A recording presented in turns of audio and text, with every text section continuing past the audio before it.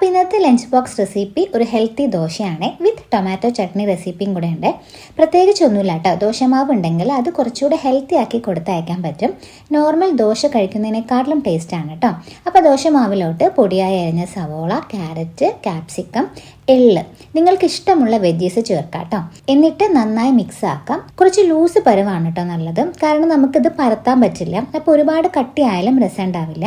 ഇനി കുറച്ച് നെയ്യ് തൂവാം, എന്നിട്ട് മറിച്ചിട്ട് നന്നായി മൊരിച്ചെടുക്കുക. ശരിക്കും ഇത് കഴിക്കുമ്പോൾ ഒരു ഓംലെറ്റ് കഴിക്കുന്ന ഫീലാണ് കേട്ടോ. ഇനി ടൊമാറ്റോ ചട്നി കൂടെ ഞാൻ കാണിക്കാം. അല്ലെങ്കിൽ എന്തായാലും ചിലർ ടൊമാറ്റോ ചട്നി റെസിപ്പി കാണിക്കണേ ചേച്ചി എന്ന് പറയും.